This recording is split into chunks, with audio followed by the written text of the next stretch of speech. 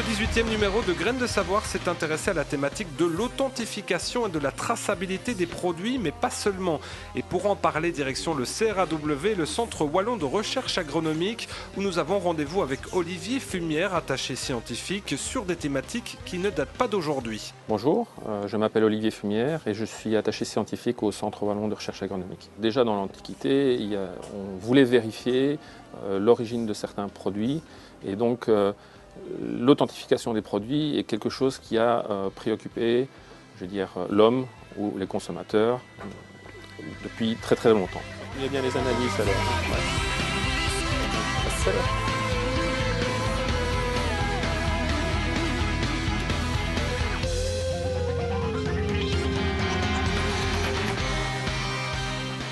Et cela n'a pas changé puisqu'aujourd'hui, le consommateur est toujours aussi vigilant à ce qu'il ingurgite. Il y a certainement une demande de la part des consommateurs d'avoir plus d'informations sur l'origine de ce qu'ils achètent. Et donc, il faut avoir absolument des moyens pour pouvoir vérifier que le contenu d'un produit correspond bien à ce qui est affiché sur l'étiquette.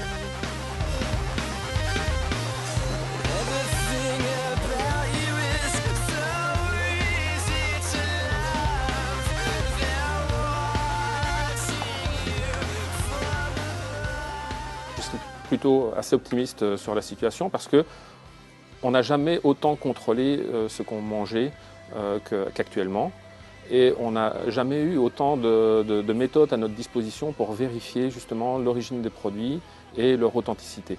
Et donc tout ce développement de méthodes analytiques ne fait que renforcer la sécurité alimentaire.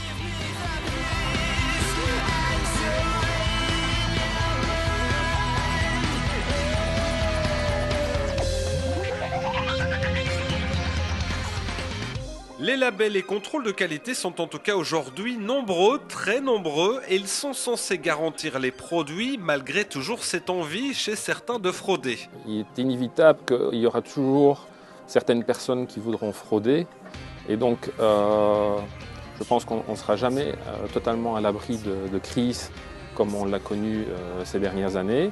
Néanmoins, on a des outils pour essayer de se protéger de ce type de crise.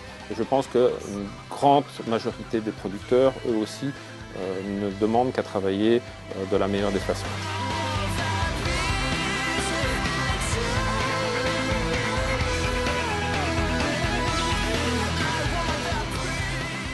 Authentifier, c'est aussi s'assurer qu'il n'y a pas de fraude, on en a parlé.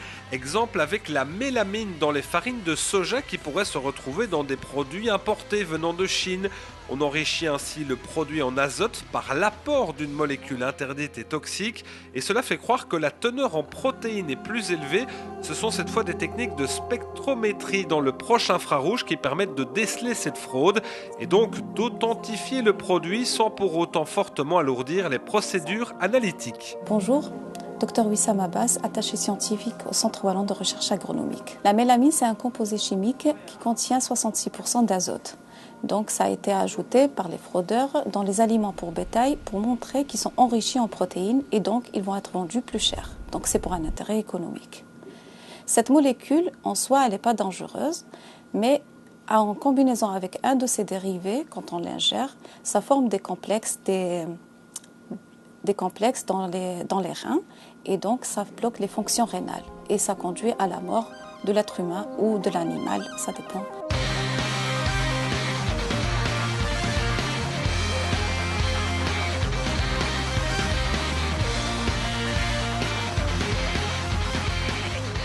Alors pour lutter contre cette fraude et d'autres, au CRAW et ailleurs, on utilise un procédé simple et efficace, la spectroscopie. En quelques mots, la spectroscopie, c'est une analyse qui est rapide, non destructive et respectueuse de l'environnement. Donc vous allez prendre votre produit, vous l'analysez, vous le mettez dans votre appareil, vous l'analysez en quelques secondes et vous avez un signal qui est représentatif de votre produit.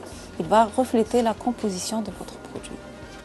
Donc c'est une méthode qui peut être utilisée à toutes les chaînes, à toutes les étapes de la chaîne alimentaire. Donc on va commencer carrément à la ferme au moment du transport, mais aussi à l'usine et à la fin dans un supermarché.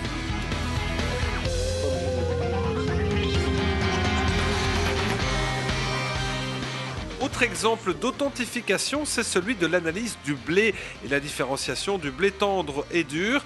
Certains produits comme les pâtes requièrent l'utilisation de blé d'un type plutôt que d'un autre. Et au CRAW, on a imaginé une technique de contrôle via l'imagerie spectrale. Ici, on est dans le laboratoire d'imagerie proche infrarouge hyper spectrale.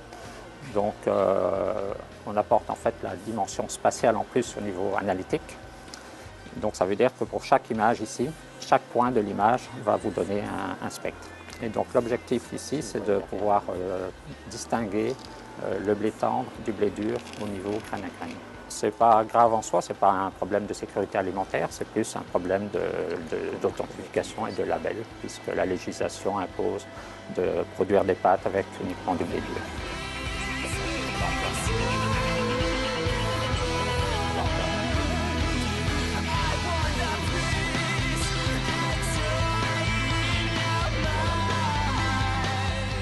On a parlé du blé, parlons à présent du pain. Certains fraudeurs ne jouent pas le jeu concernant la durée de fermentation du produit.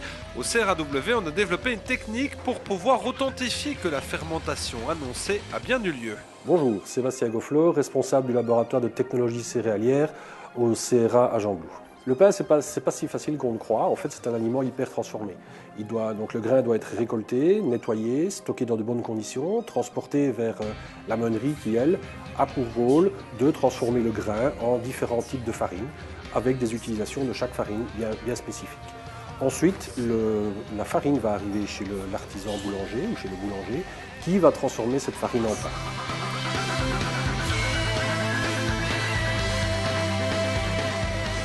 En fait, ici, nous avons développé des outils, essentiellement les outils analytiques, qui permettent de voir si la fermentation a eu une durée relativement courte ou une fermentation plus longue a été appliquée.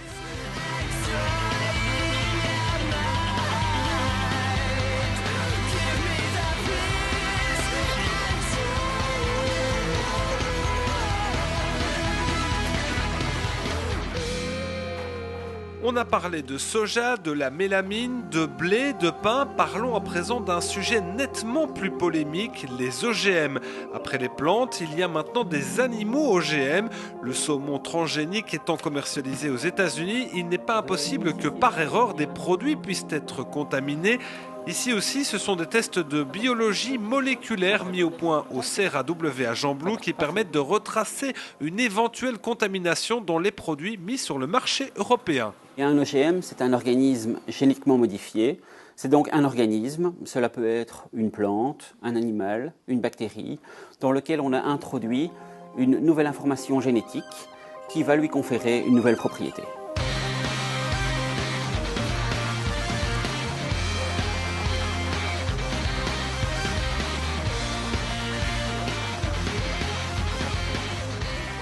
L'Europe a décidé d'appliquer le principe de précaution et de laisser aux consommateurs la liberté de choisir entre produits OGM ou non OGM. Il faut tout d'abord savoir qu'il y a un certain nombre d'OGM qui sont autorisés, les autres ne le sont forcément pas, et s'il y a présence d'OGM, cela doit être impérativement renseigné sur l'étiquette.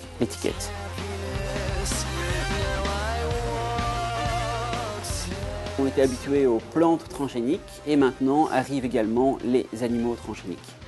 Et le plus connu d'entre tous, c'est le saumon transgénique qui a été autorisé à la commercialisation aux États-Unis et au Canada fin 2015. C'est un saumon qui a été modifié pour produire plus d'hormones de croissance et donc on a un saumon qui est capable d'atteindre sa taille commerciale en 1 an et demi au lieu de 3 ans. Et donc ici, à Gembloux, eh bien, on a développé toute une série de techniques de détection pour pouvoir détecter ce saumon transgénique. Et ces techniques de détection sont en train d'être implémentées dans différents laboratoires européens.